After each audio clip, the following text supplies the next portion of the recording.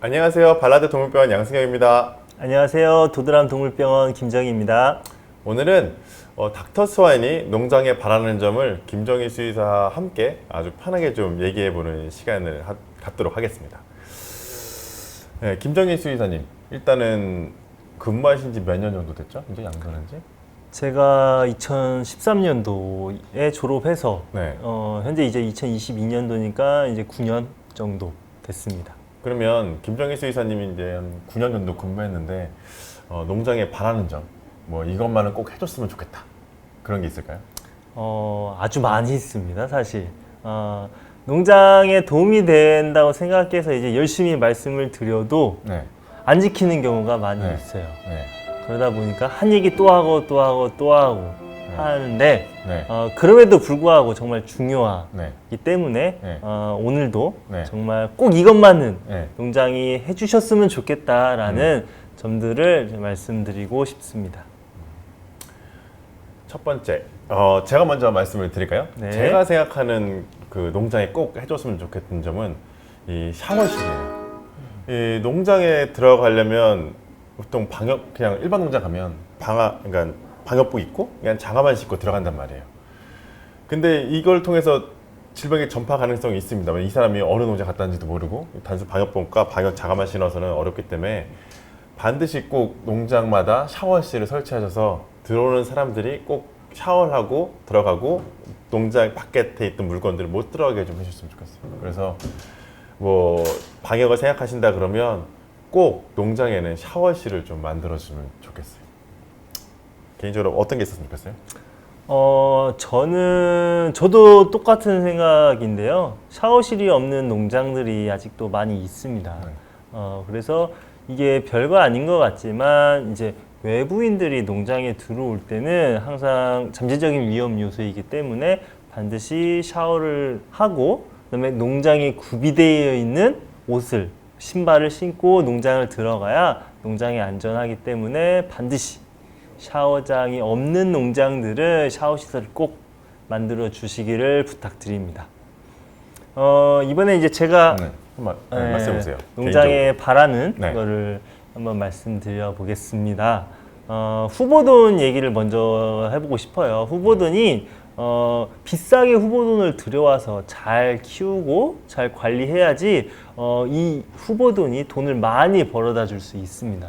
근데 사실 비싸게 후보돈을 들여와서 그냥 방치해 놓는 경우가 많이 있어요.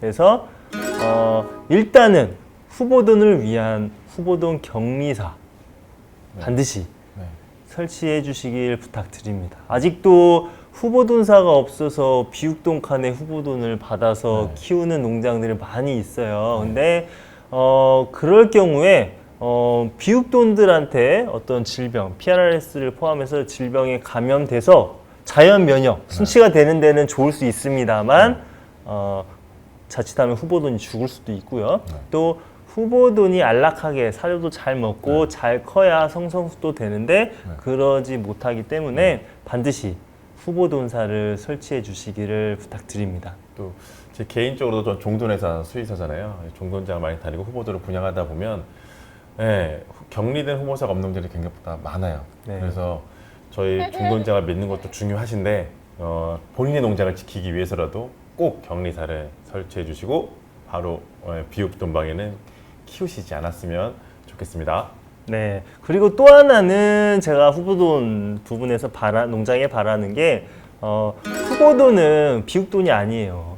막 후보돈 받아서 막 사료 조금 속된 말로 막 때려 매겨가지고 사료를 막 찌우려고 하시는데 우리 비육돈으로 출하하는 거 아닙니다. 후보돈은 엄마가 되기 위한 우리 농장에 새끼를 많이 낳아서 돈을 벌어다 주기 위한 아주 소중한 존재이기 때문에 아주 사료 관리를 통해서 체형 관리를 아주 잘 해주셔야 됩니다. 그래서 후보돈 막 빨리 찌워서 빨리 교배한다고 또 막 사료 프로그램 막 무제한급여로 해서 주시지 마시고 후보돈 사료로 줘서 후보돈 잘 건강하게 모돈으로서 역할을 할 수 있게끔 네. 잘 키워주셨으면 좋겠습니다. 네. 그리고 저는 또 개인적으로 또 해주셨으면 하는 부분이 출하대예요, 출하대.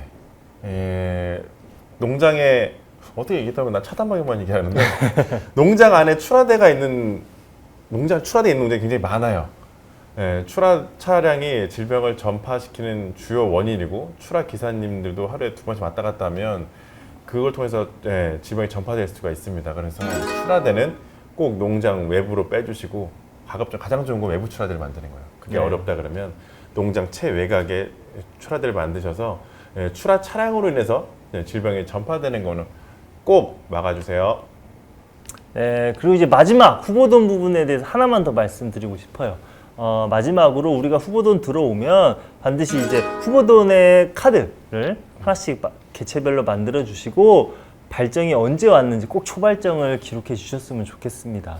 초발정은 우리가 알아야 두 번째 내지 세 번째 발정이 왔을 때 교배할 때가 생산 성적이 제일 좋은데 제가 볼 때 초발정을 체크하는 농장은 정말 뭐 열에 한 농장 정도?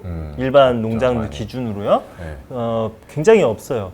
저는 농장 갈 때마다 후보돈 초발정 체크하라 매번 얘기를 하는데 그럼에도 잘 안 지켜지고 있습니다. 사실 별거 아닌 것 같지만 이거 지키는 게 농장에 엄청난 변화를 가져올 수 있기 때문에 꼭 초발정을 체크해 주셨으면 좋겠습니다. 어차피 후보돈이 발정이 와야 교배를 하고 임시된 다음에 분만을 하잖아요. 네. 어떻게 보면 차를 샀는데 시동을 안 걸은 거 똑같은 거예요. 그렇죠. 200일, 250일, 80일 됐는데 시동이 안 걸리면 가지를 못하고 쓰지를 못하는데 버려야 된단 말이에요. 그러면 최대한 빨리 초발정이 왔는지를 확인해서 제대로 된 대인지 아닌 대지인지를 좀 빨리 판단하셨으면 좋겠습니다.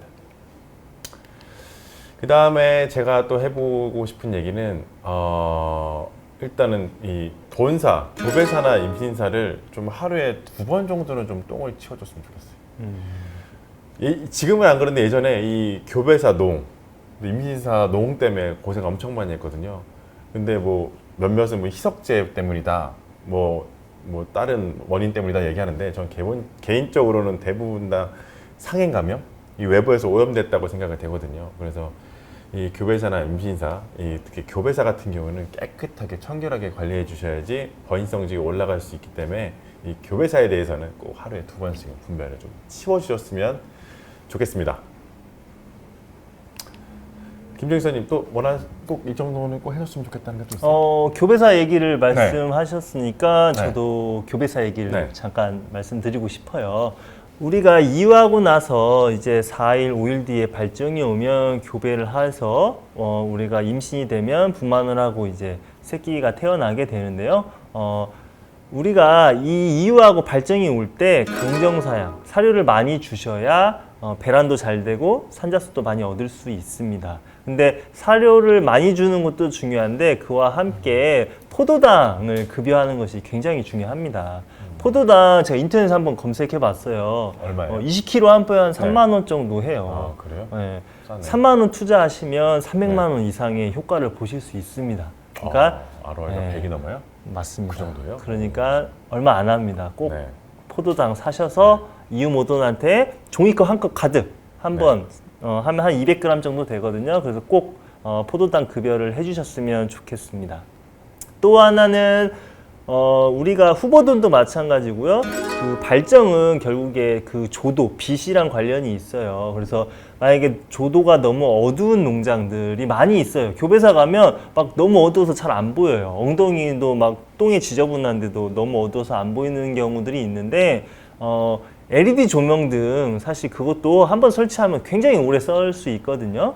그래서 조도에 조금만 투자하시면 역시 이것도 투자한 금액의 뭐 100배, 1000배의 효과를 보실 수가 있습니다. 또 저 개인적으로는 발정 확인할 때 좀 웅돈을 좀 활용을 해주세요. 보통 손으로 누르거나 발을 올리거나 발로 눌러보거나 하는 행동을 하거든요. 그러면 발정 확인할 때는 조금은 웅돈을 활용해서 발정을 체크를 하신다면 훨씬 더 정확하게 발정 타이밍을 얻으실 수 있어요. 그렇기 때문에 발정 확인할 때는 꼭 웅돈을 사용하셨으면 좋겠습니다. 추가적으로 말씀드리면 네. 웅돈을 사용하는 거 굉장히 중요합니다. 그리고 더 나아가서는 2마리 이상 웅돈을 같이 사용해서 발정 확인을 하시면 조금 더 좋은 효과를 보실 수 있습니다. 한 웅돈만 가지고 있으면 어떤 모도는 그 웅돈에 대한 어떤 성적 반응이 작을 수 있습니다. 그래서 웅돈을 2마리 같이 사용하시면 훨씬 더 발정을 자극하고 유도하실 수 있습니다.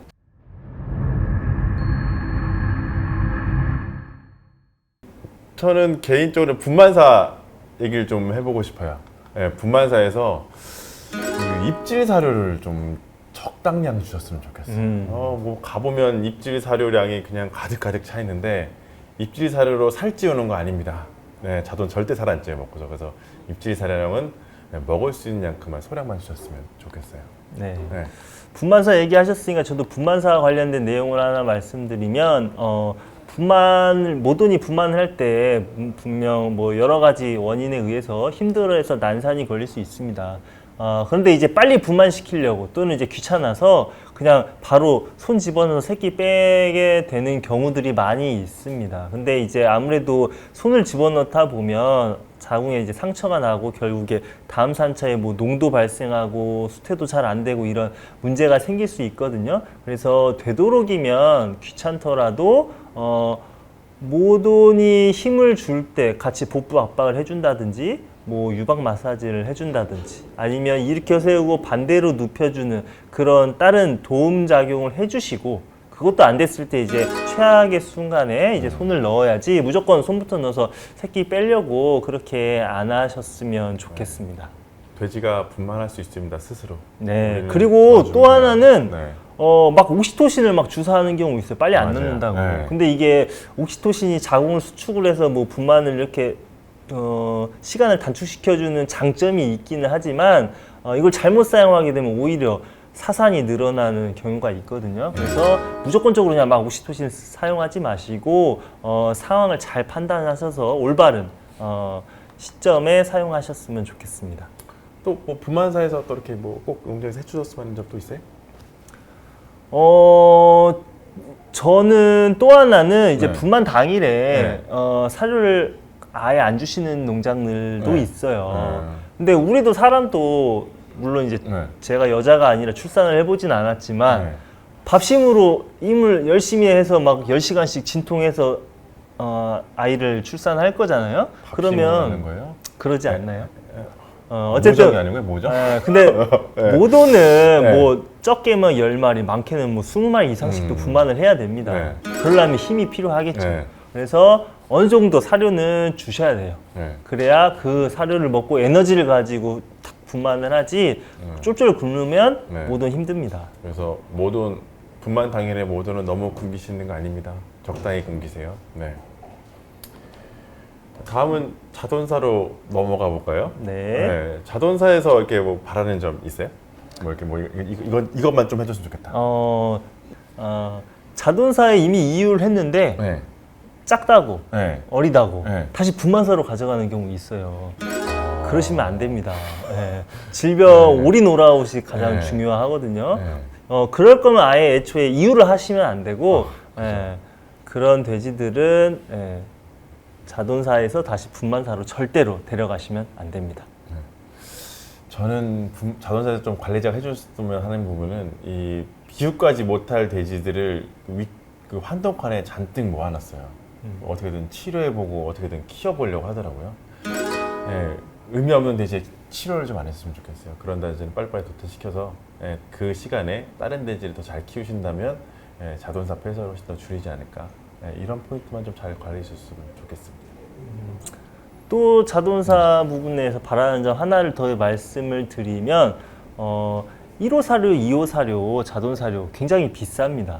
근데 그거를 막 50일, 60일까지도 막 먹이시는 농장들이 설마요? 있어요. 그렇게 비싼가요? 예. 그렇게 먹인다고 해서 더 잘 크는 거 아니거든요. 비싼 사료는 딱 그 필요한 시점에만 딱 쓰시고 그 이외에는 다시 사료를 단계별로 성장 크기에 맞게 좀 넘어가셨으면 좋겠습니다.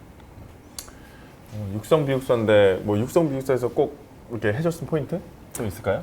저는 맨날 네. 하는 얘기가 밀사시키지 마라. 그죠. 밀사 많이 밀사는 결국에는 돼지도 잘 안 크게 하고 또 질병도 전파시키고 또 폐사율도 증가시키고 또 밀사가 심하면 막 귀도 물고 꼬리도 물고 그죠. 꼬리 물리기 하면 잘못하면 이렇게 상행감염 돼서 척추농양 생길 수 있거든요. 척추농양 생기면 지육 전체 폐기예요. 그러니까 출하했을 때도 엄청난 손해를 발생합니다. 그래서 적당한 밀사는 괜찮지만 너무 심하게 밀사는 안 시키셨으면 좋겠습니다.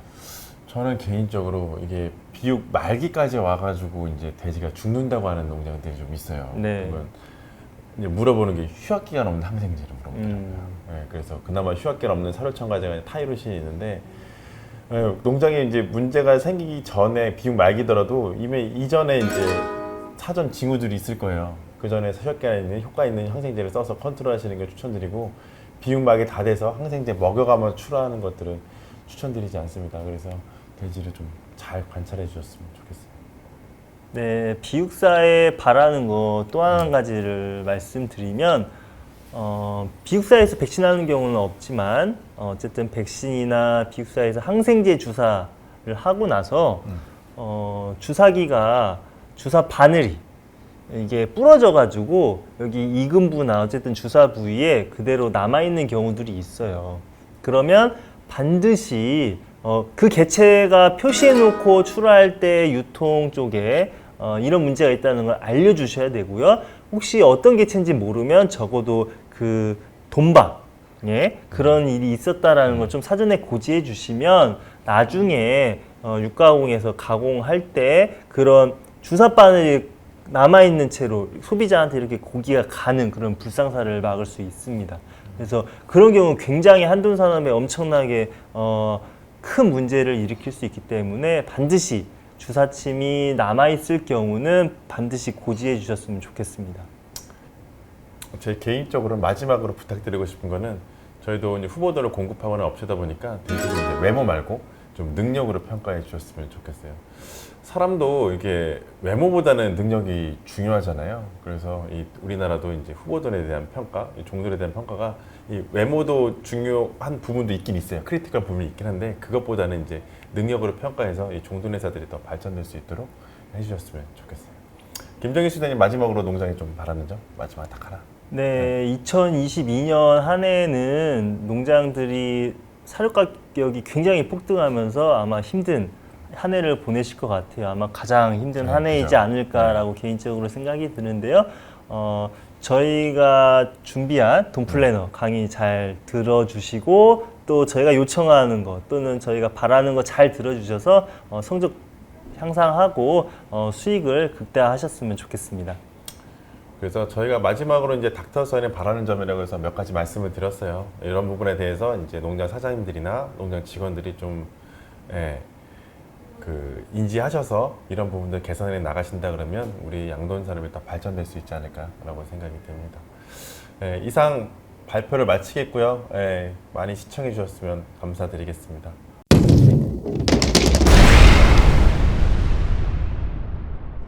2023년에도 새해 복 많이 받으시고 우리 돈플래너 TV 내년에도 구독, 좋아요, 알림 설정 부탁드리겠습니다.